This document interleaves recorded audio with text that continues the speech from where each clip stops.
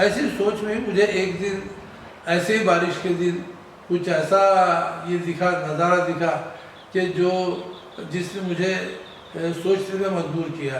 मैंने देखा था कि इसके स्लम के बच्चे जो है वो खेल रहे, एक प्लास्टिक की फूटी बकेट से फुटबॉल समझ के खेल रहे हैं, और खेलते समय में ये इतने मगन है, इतना आनंद इनको मिल रहा है कि उतना आनंद उनको दूसरी किसी जगह नहीं मिल सकता था। प्लस उस दरम्यान किसी ने ना तो सिगरेट पी थी, ना किसी ने शराब पी थी, ना किसी ने चोरी की थी। यानी कि उनके लाइफ में जब वो 24 घंटे का जो उनका स्पैन है, उसमें से जितनी देर वो वहाँ ग्राउंड पे थे, उतनी देर वो एक तो बहुत अच्छा आनंद ले रहे थे, दुनिया के तकलीफों से दूर थे, बुरी आदतों से दूर थे। मुझे यही एक मिशन मिला कि मैं इनको क्यों ना यही बात मैं मिशन के रूप में लूँ कि इनके जीवन में ये 2 घंटे का आनंद देने के लिए मैं इनको फुटबॉल दूँ या इनको किसी तरह से ग्राउंड पे लाऊं, ताकि ये उतनी देर इन बातों से दूर रहेंगे। क्योंकि इन्हीं बच्चों को मैं रोज़ देखा करता था कि मेरा जहाँ वर्किंग ये था, प्लेस था हिस्लॉप कॉलेज, उसके बाजू में एक बस स्टैंड था। उस बस स्टैंड में ये लोग वहाँ से जाके किसी पैसेंजर का पिक पॉकेटिंग करते थे, किसी की बैग उठाते थे, यानी कुछ ना कुछ सामान उठाते थे, चुराते थे ना। वो लाके फिर मेरे कॉलेज के ग्राउंड के एक कॉर्नर में उधर आड़े में उसको फोड़ते थे, उसमें से जो उनके काम की चीज़ें वो लेते थे, बाकी फेंक देते थे, तो दूसरों का नुकसान होता था उससे। और उस समय फिर मैंने उनसे पूछा कि क्या फुटबॉल खेलोगे? तो बड़े खुश हो गए, बिल्कुल खेलेंगे। उनको एक फुटबॉल ले जाके दिया, मैच खेलने की बात की तो नेचुरल है दूसरी टीम भी चाहिए थी कि एक टीम से तो नहीं होना है, दूसरी टीम को ढूंढा, उनको भी फुटबॉल दिया, उनको मेरे कॉलेज के ग्राउंड पे बुलाया, और ये मेरे स्लम सॉकर की शुरुआत है।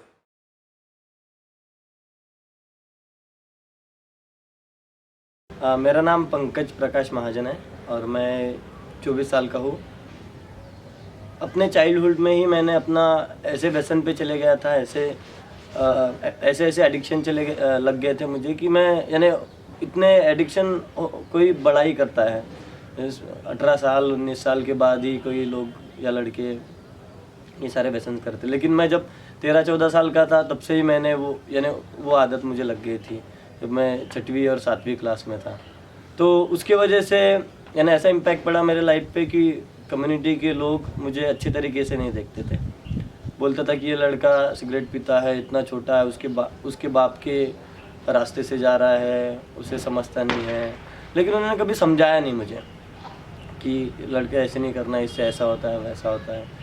और ये सारी चीज़ें तो मुझे फ़ुटबॉल ने पढ़ाई।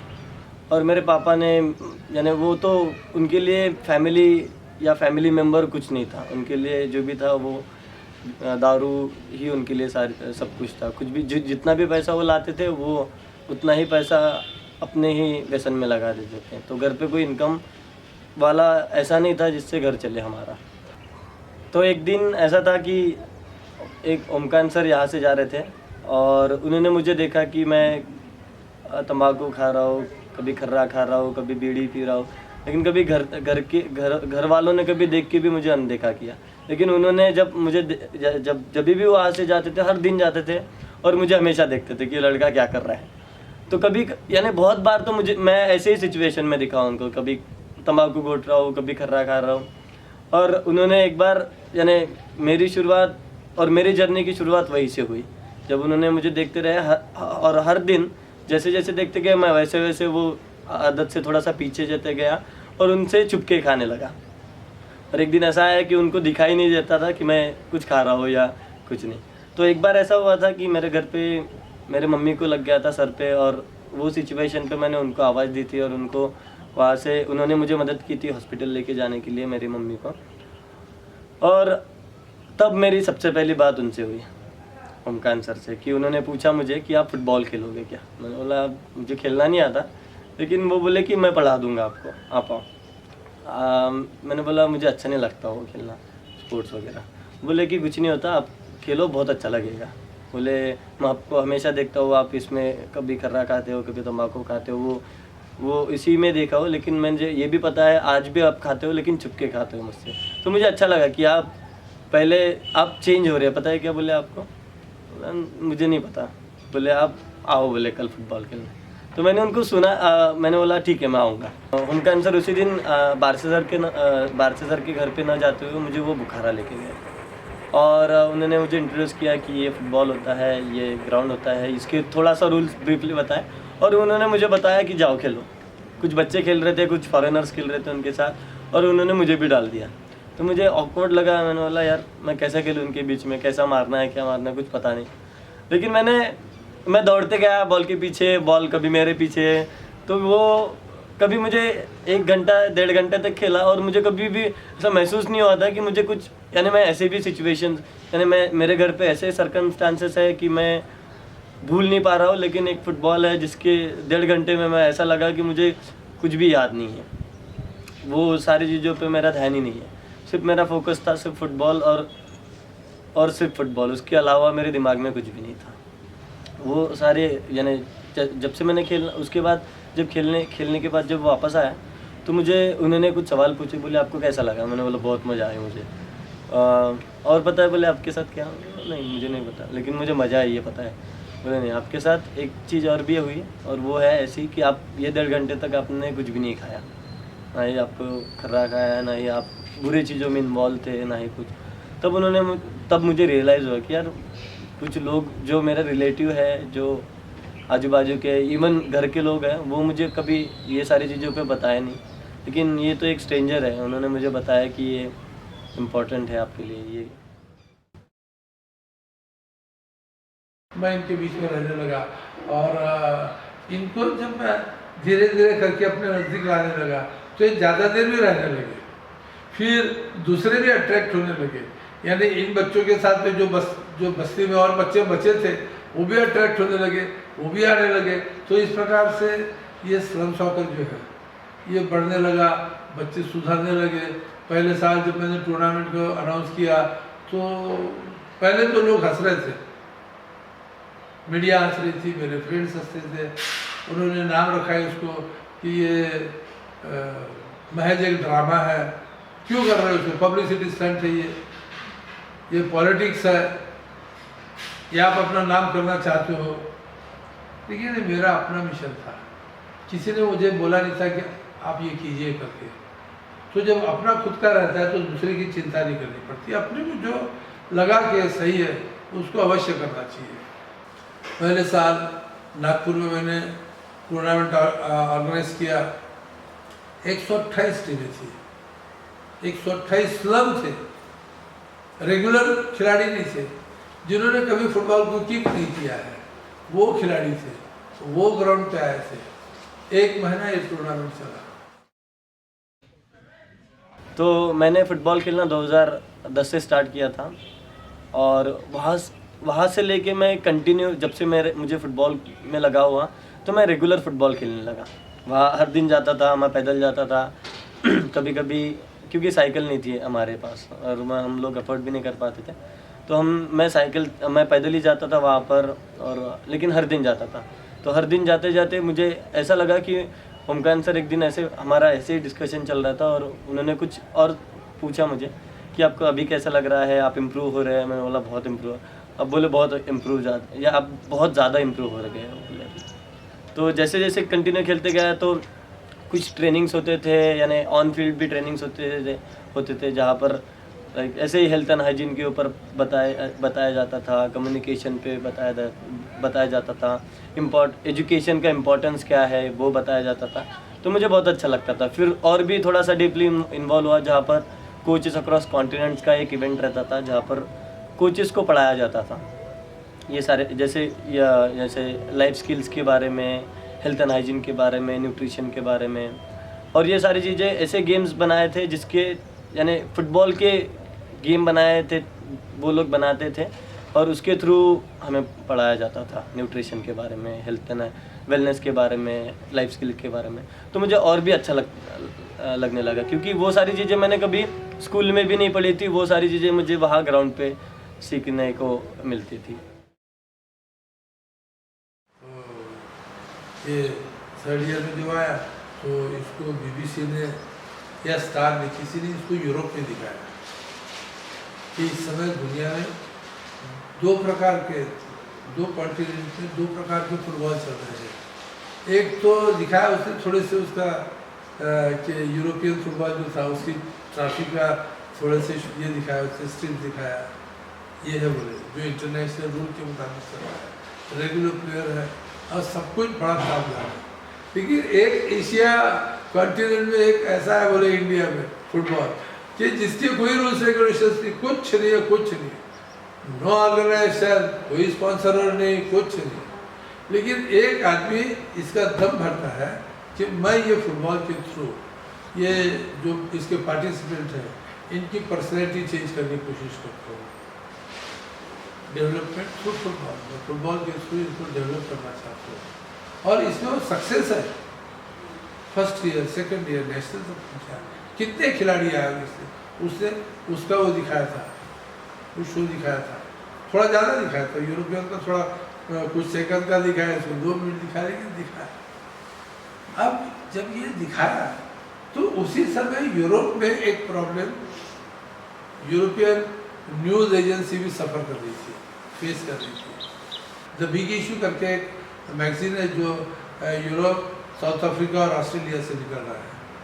तो वो बिग इशू के मालिकों के पास में ये प्रॉब्लम था कि इनके जो वेंडर्स हैं, ये वेंडर्स पेपर ले जाते हैं, मैगजीन ले जाते हैं, बेचते हैं, बेच के 3-4 दिन नहीं आते, हफ्ता नहीं आते, क्योंकि जो पैसा मिल गया तो ये ड्रग्स के लिए चले जाते हैं। यूरोप में अपने से ज़्यादा ड्रग्स है तो ये ड्रग्स पे चले जाते हैं ये लोग। उन्होंने सोचा कि क्यों ना ये करके देखे, फुटबॉल के थ्रू इनको क्यों ना ला के देखे एक जगह।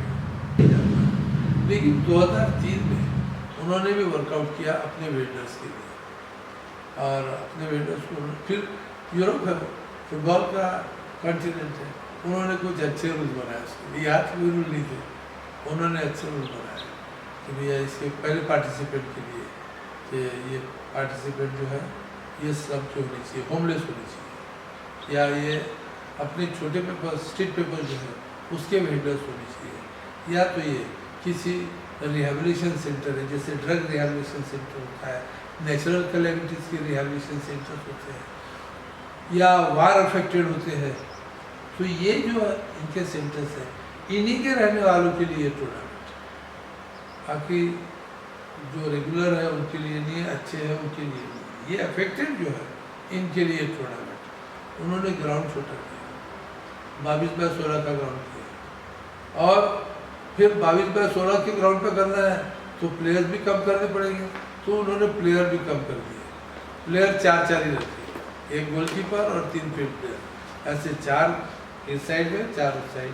टाइम का ड्यूरेशन कम कर दिया, 7 minute first half, 1 minute change करने के लिए, नो ब्रेक, बिल्कुल कंटिन्यूशन में गेम चलेगा। तो टोटल 15 मिनट का गेम किया और ग्राउंड को छोटा किया, प्लेयर कम किए, और उन्होंने 2003 से होमलेस वर्ल्ड कप का उसको नाम दिया। और जो शुरू हुआ तो अभी तक होमलेस वर्ल्ड कप हर साल दुनिया की किसी न किसी अलग अलग कंट्रीज में होता है।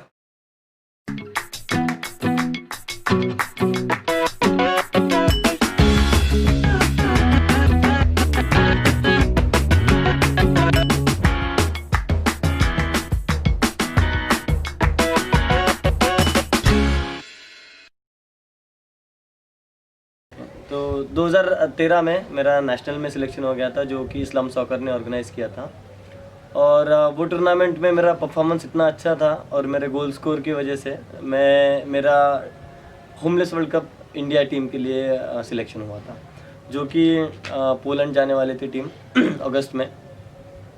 तो मेरे लिए बहुत प्राउड मोमेंट था ये, क्योंकि मैं पहली बार था मेरा, जो कि फर्स्ट अटेम्प्ट था, और फर्स्ट अटेम्प्ट में मेरा नेशनल में और उसके बाद इंटरनेशनल होमलेस वर्ल्ड कप खेलने और इंडिया रिप्रेजेंट करने जाने वाला था मैं। तो ये बहुत अच्छा मोमेंट था मेरे लिए। तो जब मैं वहाँ से होमलेस वर्ल्ड कप के ट्रेनिंग्स कैंप लग गए थे, तो वहाँ पर भी हम लोग रेगुलर जाना पड़ता था, हमें रेगुलर खेलते थे हम लोग। लड़कियों की टीम थी, और लड़कों की भी टीम थी, यानी उसमें एक मिक्स टीम गई थी हमारी, जिसमें 4 लड़के थे और 3 लड़कियां थी। तो ऐसी टीम थी हमारी, तो पहली बार मैंने देखा था ऐसा भी खेलते हैं क्या। तो वहाँ से लेके जब मैं पोलैंड गया था, और जब वहाँ पर मैंने सबसे पहले, क्योंकि मेरी जर्नी जो थी वो फ़्लाइट से थी और सबसे पहली बार मैं फ़्लाइट में बैठा था, तो बहुत अच्छा मोमेंट था मेरे लिए। वैसे भी लोग, यानी सबसे पहला तो जब मैं अंदर में बैठा, जब फ़्लाइट स्टार्ट हुई तब सबसे पहले डरा मैं, तो मतलब यार कैसा है, ये कैसा हो रहा है। तो जैसे जैसे आगे जाते गई, तो फ़्लाइट जब ऊपर गई थी तो मेरे दोस्त भी थे जो सभी के सभी पहली बार बैठे थे, तो ऐसे ऐसे हिल रही थी फ़्लाइट, ऐसे ऊपर नीचे साइड वेज से थोड़ा सा शेक हो रही थी।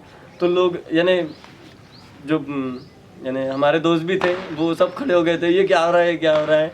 तो ये ऐसे सिचुएशंस थे कि जहाँ पर मज़ा भी बहुत आया, लेकिन सीखने को भी सब कुछ मिला। मैंने बोला नॉर्मल इंसान ऐसा सोच ही नहीं सकता कि वो फ़्लाइट में बैठेगा, लेकिन मैंने सोचा तो कभी नहीं, लेकिन मैं तो बैठ गया। तो ये बहुत अच्छा था हमारे लिए। तो जब हम लोग पोलैंड में आए, तो मैं बोला यार ये कैसी कंट्री है, सब तरफ यानी ऐसा क्लीन था, सारे तरफ डस्टबिन थी, साइकिल चलाते थे लोग ज़्यादा से ज़्यादा, गाड़ियाँ बहुत कम दिखती थी, यानी पोल्यूशन कुछ भी नहीं था, लोग फ्रेंडली थे, बात करते थे एक में से, कुछ भी प्रॉब्लम नहीं थी। तो और जब से टूर्नामेंट स्टार्ट हुआ, सबसे पहले दिन तो हमने ऐसा किया था, क्योंकि हम लोग 2 दिन पहले पहुंचे थे वहाँ पर, हम लोग यानी वर्ल्ड कप स्टार्ट होने के 2 दिन पहले। तो हम लोग ऐसे 2 दिन हम लोग होटल में ही नहीं आए थे, तो ऐसे घूमते गए, हम घूमते गए। ओमकान सर भी थे हमारे साथ, जो कि अभिजीत सर देख रहे थे कि ये लड़के कहाँ गए, ये लड़के कहाँ गए। एक अमोल करके थे जो पुणे से थे, और एक मैं था। हम लोग 2 दिन हम लोग होटल पे ही नहीं आए थे, सिर्फ घूमते गए हम लोग, क्योंकि बहुत मज़ा आ रहा था हमें वहाँ। तो जैसे वर्ल्ड कप स्टार्ट हुआ, वहाँ पर बहुत अच्छा एक्सपीरियंस था, क्योंकि सबसे पहला जो हमारा मैच था तो वो वेल्स के साथ था। तो वेल्स के साथ हमारा यानी सबसे पहला गोल मैंने स्कोर किया था। तो हम लोग वो पहला मैच था जो हमने ड्रॉ के लिए थे 2-2 से, और जिसमें दोनों भी गोल मैंने स्कोर किए थे। तो वहाँ से और भी मेरा कॉन्फिडेंस बिल्ड होते गया। मैंने बोला मैंने एक ऐसी टीम है जो वेल्स यानी फुटबॉल जेंट्स है, और ऐसे अच्छे फुटबॉलर थे वो, कि मुझे लगा कि मैं भी बहुत कुछ हूँ अभी। तो मैचेस के अलावा भी बहुत अच्छा एक्सपीरियंस था हमारे लिए, क्योंकि अलग अलग कंट्रीज़ थे, अराउंड 60 कंट्रीज़ थे वहाँ पर, और जो यानी हर एक की लैंग्वेज अलग थी, लेकिन फुटबॉल खेलना तो एक जैसा था, लेकिन लैंग्वेज ऐसे अलग अलग थी। लोग मैं देखता था लोग कैसे कम्युनिकेट कर रहे हैं, क्या क्या लैंग्वेज बात कर रहे हैं, कौन सी। तो इसमें अलग अलग तो कुछ था, यानी उनके लैंग्वेजेस तो अलग अलग थे, लेकिन सभी को यानी ऐसा लगता था कि ये तो सबको समझ रहा है, ऐसा लगता था। और जैसे, लेकिन मेरे लिए एक चैलेंज ऐसा था कि मुझे इंग्लिश भी नहीं आती थी, और हिंदी तो मैं बहुत बार ऐसा ट्राई किया कि मैं हिंदी में बोल लेता, अगर इतने लोग बोल रहे हैं तो मैं भी बोल के देखता हिंदी में, समझेगा तो ठीक है, देखते। तो मैंने जब उनसे बात की तो किसी को भी नहीं समझता था, क्योंकि एक प्लेयर था जो कि थोड़ा सा फिज़िकली एबल नहीं था, उससे बात करना था मुझे, लेकिन मैं बात ही नहीं कर पा रहा था उससे। वो यूएस से था, और मैं कभी बात ही नहीं कर। फिर मैंने ओमकान सर को बुलाया, और फिर उन्होंने उनको बोला कि सर मुझे इसको कुछ सवाल पूछने हैं, और मुझे प्लीज़ आप ट्रांसलेट करके दो और बता के दो उनको। तो जब मैंने वो कम्युनिकेशन स्टार्ट किया, तो मुझे तब पता चला कि क्या यानी लाइफ में इंग्लिश का नॉलेज का क्या इम्पोर्टेंस है। इसी यही चीज़ मिली है कि एक लाइफ में सेटिस्फैक्शन मिला है कि हाँ मेरा लाइफ बेकार नहीं गया, मैंने कुछ तो भी एक अच्छा करने की कोशिश की, और जिसको दुनिया ने रिकॉग्नाइज किया, ये मेरे लिए सेटिस्फैक्शन है। तो पहले जब मैं पहले ये सारी चीज़ों में इन्वॉल्व था, तो लोग मुझे बुरे नज़रों से देखते थे, बोलते थे कि ये लड़का बहुत गंदा है, सिगरेट पीता, इतना छोटा है। लेकिन उन्होंने कभी बताया नहीं मुझे कि ये क्या होता है इसके वजह से। लेकिन वो सिर्फ कोसते गए मुझे कि लड़का नहीं है, ये लड़का अच्छा नहीं है। उनके बच्चों को भी वो मुझसे दूर कर दिया था। लेकिन आज जब मैं फ़ुटबॉल खेलता हूँ, और आज जब वो मेरे तरफ देखते हैं, तो एक बार स्माइल करते हैं और उनको बोलते हैं कि ये लड़का बहुत अच्छा है। और मेरे एग्जाम्पल्स कोट करते हैं कि ये लड़के जैसा बनो, ये लड़के जैसा रहो, वो ऐसा करता है, वो ऐसा करता है, यहाँ फुटबॉल खेलने गया था, आप भी थोड़ा सा अपने लाइफ में करो। तो जितने भी मेरे दोस्त थे जिन्होंने सबसे पहले उनको यानी जिनके पेरेंट्स ने मुझसे दूर किया था, आज वो बोलते हैं कि इसको लेके जा। तो ये बहुत अच्छा मोमेंट है मेरे लिए, क्योंकि ये सारी चीज़ें फुटबॉल की वजह से है। मुझे आज जो भी रिस्पेक्ट मिलती है और वो सिर्फ और सिर्फ फुटबॉल की वजह से मिलती है।